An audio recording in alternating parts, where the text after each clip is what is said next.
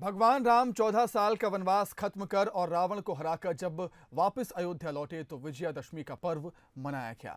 रावण के पुतलों का दहन भी इसीलिए किया जाता है। लेकिन दशहरे के इस मौके पर आपको बताते हैं एक ऐसी कहानी जिसमें भगवान राम के लिए एक राजा ने अपने महल को छोड़ दिया था। ओरछा के राम राजा मंदिर की कहानी बड़ी ही दिलचस्प है, देखिए।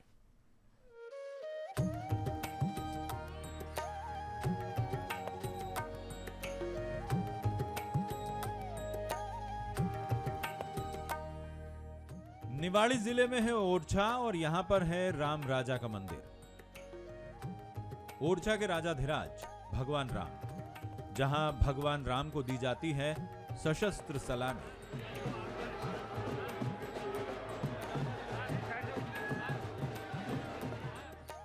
मगर भगवान राम के अयोध्या से ओरछा पहुंचने की कहानी बड़ी दिलचस्प है। भगवान राम ओरछा की महारानी की जिद के सामने बेबस होकर ओरछा पहुंचे थे। किस्सा कुछ यूं है, यूं कहें कि किंवदंती है। ओरछा के महाराज मधुकर शाह कृष्ण भक्त थे और महारानी कुंवर गणेश राम भक्त। एक दिन राजा और रानी के बीच अपने दो आराध्य देव की प्रशंसा को लेकर तकरार हुई।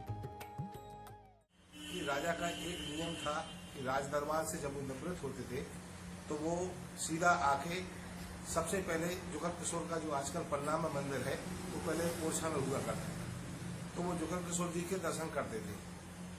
एक बार दरबार में कुछ समय अधिक हो गया तो उन्होंने समय का ध्यान नहीं दिया, तो पुजारी उनकी प्रतीक्षा करते रहे और प्रतीक्षा करते करते लगभग 1-1:30-2 बजे रात्रि तक दरबार चलता रहा राजा का। जब राजा 2 बजे दरबार से लौट के आए तो उन्होंने कहा कि हम दर्शन करने जाएंगे, मंदिर बंद हो चुका था। तो रानी ने कहा कि अगर तुम्हारे भगवान सच्चे हैं तो वो तुम्हें दर्शन देंगे, तुम चलो, मंदिर बंद होने से क्या होता है। तो राजा ने वहां जाकर नृत्य किया किशोर जी के मंदिर में।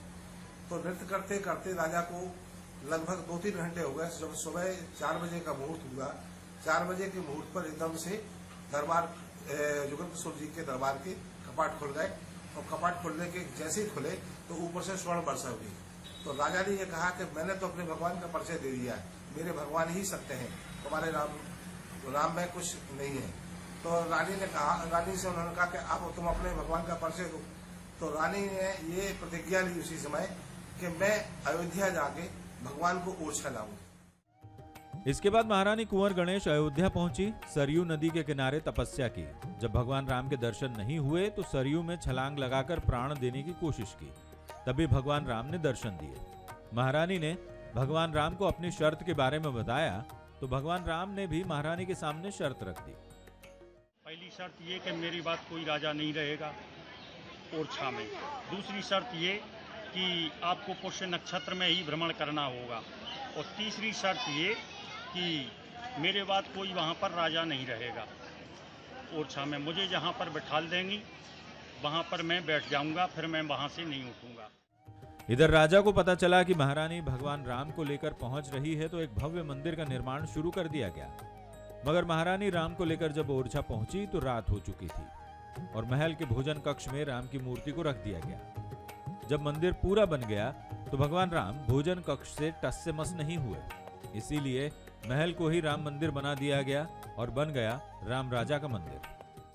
उनमें सबसे पहले ये मांग थी कि जो मंदिर का संचालन होगा उसकी व्यवस्था गवर्नमेंट को करना पड़ेगी। दूसरी व्यवस्था, यहाँ गार्ड ऑफ ऑनर जो होगा वो भगवान श्री राम राजा सरकार को ही होगा, इसलिए कि अब राजा भगवान श्री राम उन्होंने अपना जो राज्य था वो सीधा राजा के रूप में भगवान श्री राम को स्थापित किया था। सतयुग में राजा दशरथ भगवान श्री राम का राज तिलक नहीं कर पाए थे, इसीलिए ओरछा के लोग महाराजा मधुकर शाह को राजा दशरथ और उनकी पत्नी महारानी गणेश कुंवर को महारानी कौशल्या के रूप में मानते हैं, जिन्होंने अपना राजपाट भगवान राम को सौंप दिया। बैठे जिनकी गोद में मोद मान विश्वेश, कौशल्या सानी भई रानी कुंवर गणेश। तो रानी कुंवर गणेश जो है कौशल्या जी के रूप में यहाँ जन्मी है कलयुग में, और भगवान राम राजा उनकी गोद में साक्षात शरीर रानी के घर में ही, ये रानी का घर है जिसमें भगवान विराजे हैं, रानी के घर में बालक के रूप में आए हैं।